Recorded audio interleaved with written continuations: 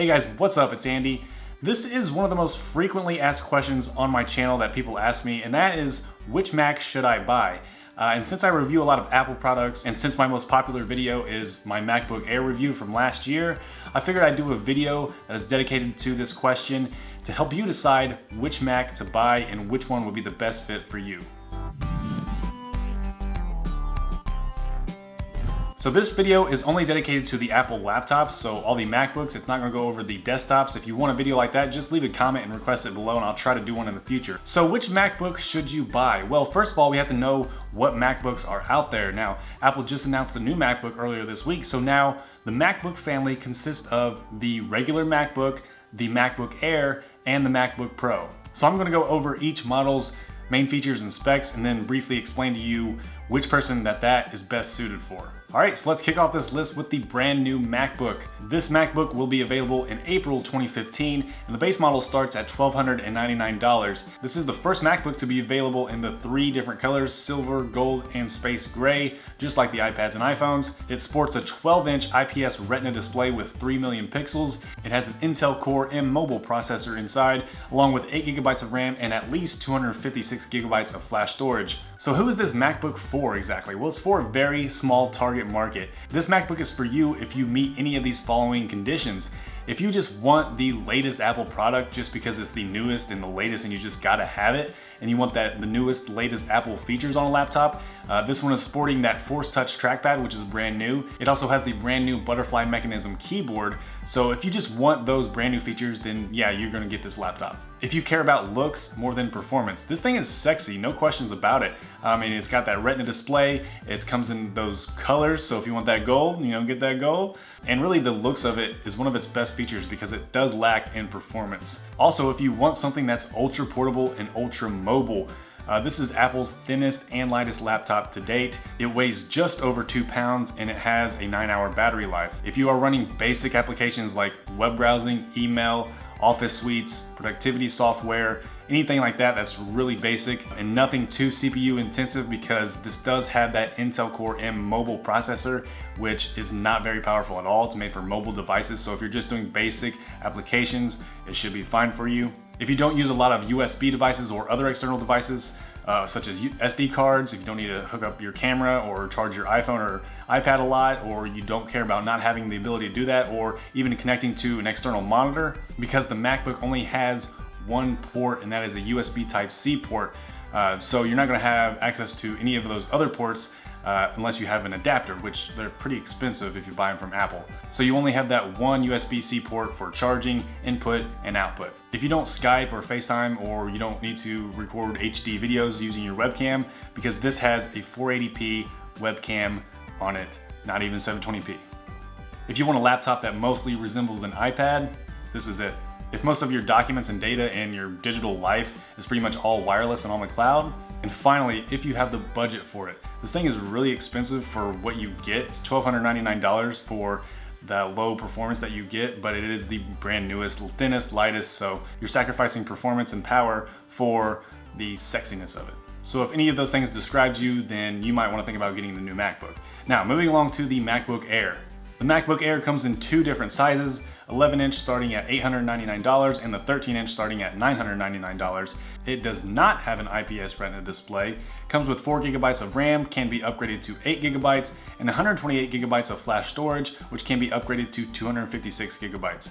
The MacBook Airs have the 5th generation Intel Core i5 dual-core processors, which can be upgraded to i7. So a MacBook Air would be best for you if you meet these following conditions. If you want a small, thin, and lightweight laptop, if you're always on the go, so if you're a student or you travel a lot, I still think this is one of the best laptops for students and travelers. I actually did a review over the 2014 MacBook Air. If you want to check that out, I'll leave that link in the description below. But it's perfect for people always on the move. It's super portable and ultra mobile. If you don't mind having a non-HD display, the MacBook Airs do not come with a Retina display, which is kind of a bummer. That's really its biggest drawback in my opinion. So if you don't care about that, then it'll be fine. If you care about battery life more than anything, the 13-inch MacBook Air has the longest battery life out of all the Apple laptops, up to 12 hours with the MacBook Air 13-inch. So if you care about battery life, then definitely go with the MacBook Air. Also, if you need to run typical everyday applications and even some light photo editing and some light video editing as well, these MacBook Airs can handle that. And also, if you still need access to Thunderbolt ports and USB ports and even an HD webcam, the MacBook Air has all of those features. If any of those conditions seem like they describe you in any way, I think the MacBook Air would be the best choice for you. And last but not least, the MacBook Pro. Who is the MacBook Pro best for? Now, this is going to just be the MacBook Pro Retina. I'm not going to go over the old MacBook Pro because that is running one of the old 5400 RPM drives, and those are so outdated I don't even recommend those. So this is just focusing on the Retina MacBook Pros. The MacBook Pro Retina comes in two different sizes, 13-inch starting at $1,299 or 15-inch starting at $1,999. Both models have IPS Retina displays. The 13-inch has over 4 million pixels and the 15-inch has over 5 million pixels. The 13-inch comes with 8 GB of RAM and can be upgraded to 16 GB. The 15-inch comes with 16 GB standard. The 13-inch has 128 GB flash storage and can be upgraded to 256 or 512 GB. The 15-inch comes with 256 GB of flash storage, which can be upgraded to 512 GB. The 13-inch comes with the 5th generation Core i5 dual-core processors, which can be upgraded to an i7, and the 15-inch comes with the 4th generation Core i7 quad-core processors. So who should buy the MacBook Pro Retina?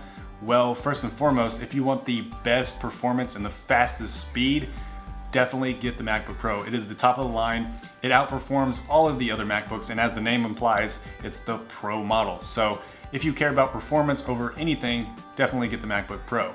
If you plan to run processor-intensive or graphics-intensive applications such as gaming, video editing, Photoshop, 3D modeling software, CAD, virtual machines, anything like that, you're going to want the MacBook Pro because it will handle all those applications the best out of any MacBook. Also, if you don't mind having a laptop that's on the heavier side, the MacBook Pro is heavier than the MacBook Air and the MacBook because obviously it's bigger and it has more internals.